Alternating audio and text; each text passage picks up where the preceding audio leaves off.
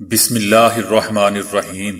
السلام علیکم دوستو، دنیا بھر کی خبروں میں آج آپ سنیں گے، لیکن اس سے پہلے اگر ہو سکے تو لائک، سبسکرائب اور بیل آئیکن کا بٹن ضرور دبا لیں۔ شکریہ۔ امریکہ میں بجلی کی لوڈ شیڈنگ۔ متحدہ عرب امارات میں اسرائیل کا پہلا سفارت خانہ قائم۔ چائنا میں کورونا دسمبر نہیں اکتوبر 2019 میں پھیلنا شروع ہوا۔ نئی تحقیق۔ طالبان کارروائیاں بند کرے ورنہ فضائی حملوں کے لیے تیار رہیں، امریکی کمانڈر کی دھمکی۔ اداکار دلیپ کمار کی طبیعت ایک بار پھر خراب، آئی سی یو میں داخل۔ مقبوضہ وادی میں کیا چل رہا ہے؟ گنگا میں باڈیز تیرنے لگیں۔ منہ کو تالا لگا کر زبردستی ڈائٹنگ کروانے والی بے رحم ایجاد۔ تو آئیے چلتے ہیں اب خبروں کی تفصیل کی جانب۔ پاکستان تو پاکستان، اب امریکہ میں بھی بجلی کی لوڈ شیڈنگ شروع ہوگی۔ امریکہ اور کینیڈا کی بعض ریاستوں میں گرمی کی شدید لہر آ گئی ہے، جس کے بعد درجہ حرارت 45 ڈگری تک پہنچ چکا ہے۔ امریکی حکام کا کہنا ہے کہ لوڈ شیڈنگ ابتدائی طور پر 1 سے 2 گھنٹوں کے لیے کی جائے گی۔ لوڈ شیڈنگ بجلی کی مانگ میں انتہائی اضافے کی وجہ سے کی جا رہی ہے۔ امریکی حکام نے یہ بھی بتایا کہ گرمی کی شدید لہر کی وجہ سے اے سی کا استعمال بہت بڑھ گیا تھا۔ اگر لوڈ شیڈنگ یا پاور مینجمنٹ یا کرتے تو سسٹم بند ہو سکتا تھا۔ دوستو، یاد رہے کہ متاثرہ ریاستوں میں گرمی کے باعث درجنوں افراد زندگی کی بازی بھی ہار چکے ہیں۔ اسرائیلی وزیر خارجہ نے متحدہ عرب امارات میں اپنے پہلے سفارت خانے اور قونصل خانے کا افتتاح کر دیا ہے۔ اسرائیل کے وزیر خارجہ یائر لیپڈ وفد کے ہمراہ 2 روزہ دورے پر گزشتہ روز ابوظہبی پہنچے تھے، جہاں ان کا استقبال اماراتی وزیر خارجہ نے کیا۔ دورے کے دوران اسرائیلی وزیر خارجہ نے ابوظہبی میں اپنے پہلے سفارت خانے اور دبئی میں پہلے قونصل خانے کا افتتاح کیا۔ اس موقع پر اسرائیلی وزیر خارجہ نے کہا کہ ہم اپنے تمام پڑوسی ممالک کے ساتھ پرامن تعلقات کے خواہش مند ہیں۔ ہم کہیں نہیں جا رہے ہیں کیونکہ مشرق وسطیٰ ہمارا گھر ہے۔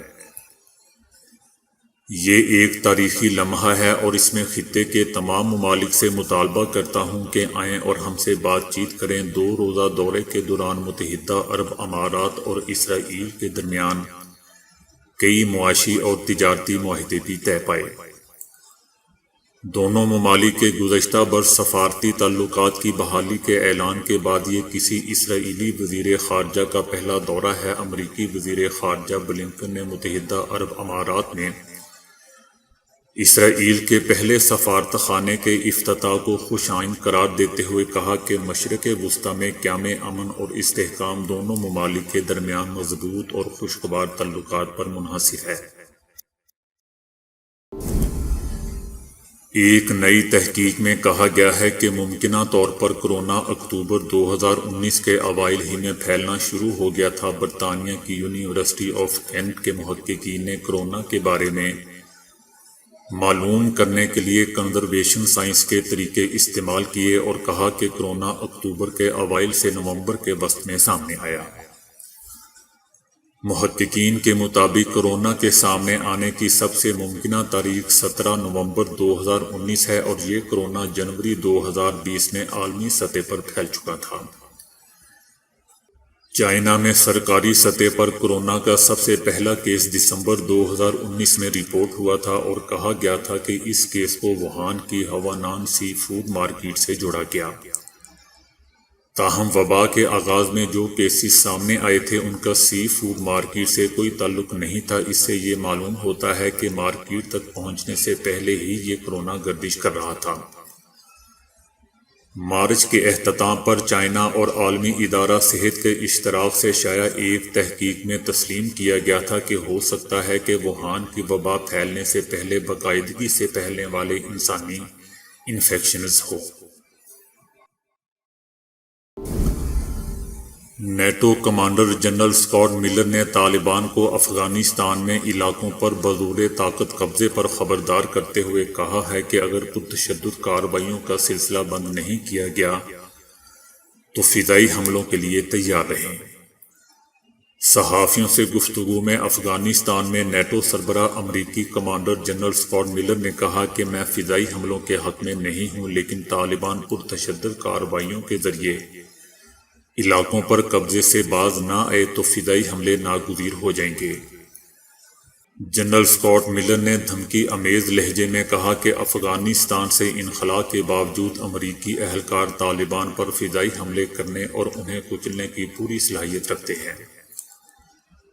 ان کا کہنا تھا کہ امریکی آرمی کے انخلاء کے بعد افغان سیکیورٹی فورسز مناسب ایڈجسٹمنٹ کر لیں گے۔ امریکی صدر جو بائیڈن کی جانب سے 11 ستمبر تک افغانستان سے اپنے اہلکار واپس بلانے کے اعلان کے بعد سے ہی دیہی علاقوں میں افغان طالبان اور مقامی سیکیورٹی فورسز کے درمیان گھمسان کی لڑائی جاری ہے، جس کے دوران درجنوں معصوم جانیں بھی لقمہ اجل بن چکی ہیں، جبکہ طالبان نے افغانستان کے 100 سے زائد اضلاع پر قبضہ کر لیا ہے۔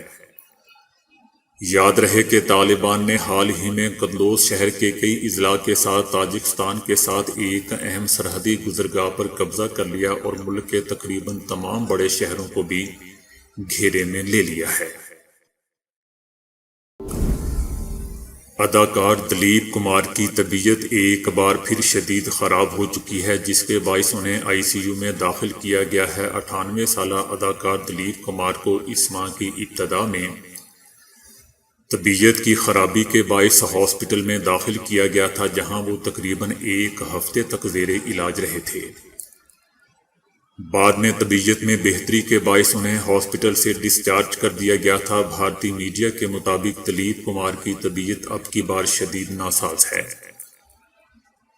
اور انہیں ایک بار پھر سانس لینے میں دشواری کا سامنا ہے، جس کے باعث انہیں گزشتہ روز ممبئی کے ہندوجا ہاسپٹل میں لے جایا گیا۔ ہاسپٹل انتظامیہ کے مطابق دلیپ کمار اس وقت ICU میں داخل ہیں۔ اداکار کی عمر اور حال ہی میں ہاسپٹل میں داخل ہونے کی وجہ سے ان کے اہل خانہ نے احتیاطی تدابیر کے طور پر انہیں دوبارہ ہاسپٹل لے جانے کا فیصلہ کیا، جہاں ڈاکٹرز ان کی دیکھ بھال میں مصروف ہیں۔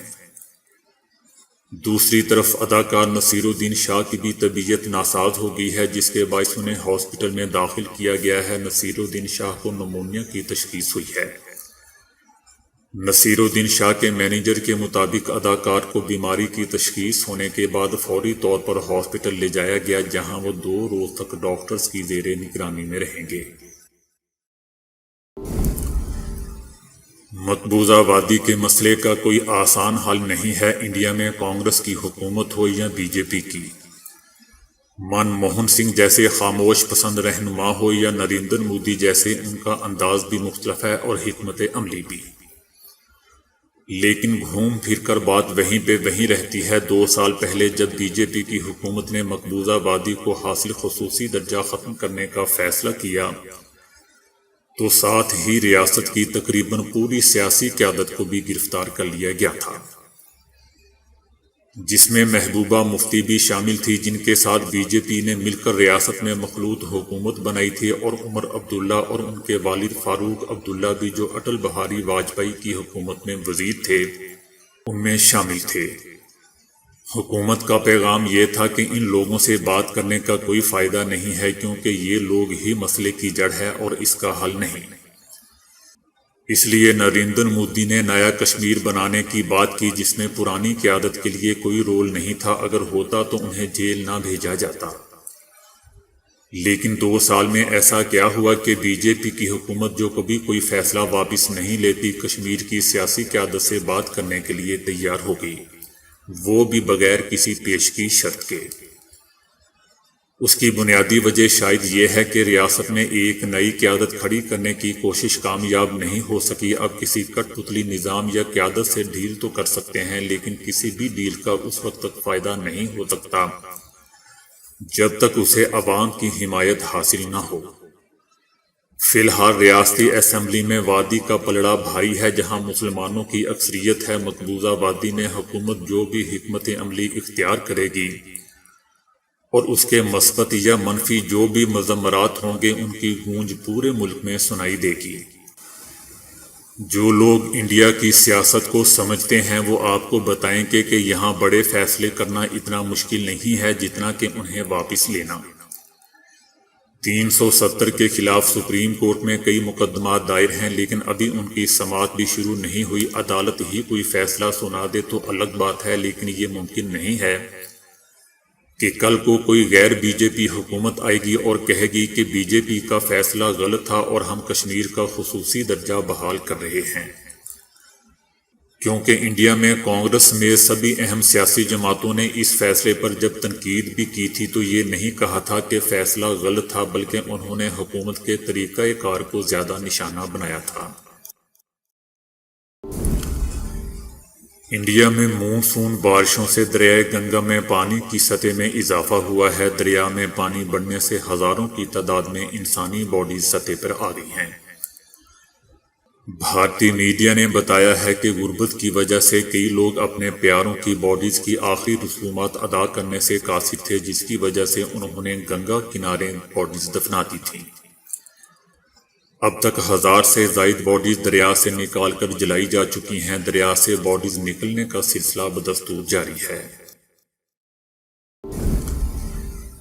نیوزی لینڈ اور برطانیہ کے سائنسدانوں نے ایک ایسا آلہ ایجاد کر لیا ہے جو واقعہ میں جبڑوں کو تالا لگا کر اپنے استعمال کرنے والے کو کچھ بھی کھانے کے قابل نہیں چھوڑتا، اور اس طرح وہ زبردستی ڈائٹنگ کر کے اپنا وزن کم کرنے پر مجبور ہو جاتا ہے۔ اس آلے کو ڈینٹل سلم کا نام دیا گیا ہے، جو یونیورسٹی آف اوٹاگو نیوزی لینڈ کے ماہرین نے ایجاد کیا ہے۔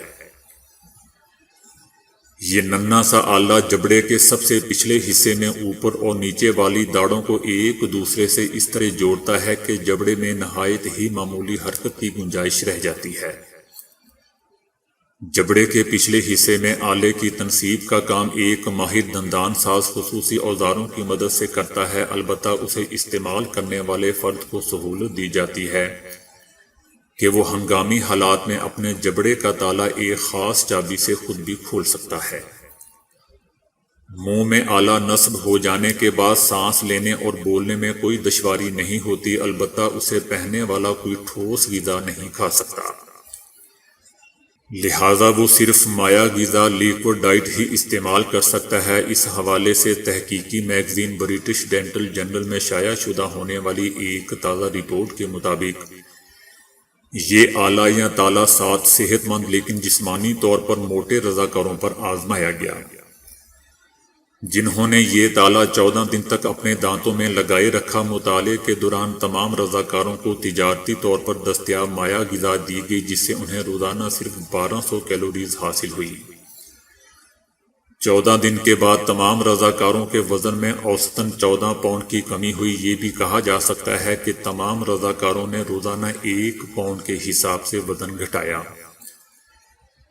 اس آلے کے کوئی منفی اثرات سامنے نہیں آئے، البتہ ایک رضاکار نے اعتراف کیا کہ اس نے بے ایمانی کی تھی، یعنی 2-3 مرتبہ تجویز کردہ غذا سے ہٹ کر پگھلی ہوئی چاکلیٹ اور سافٹ ڈرنک پی لی تھی۔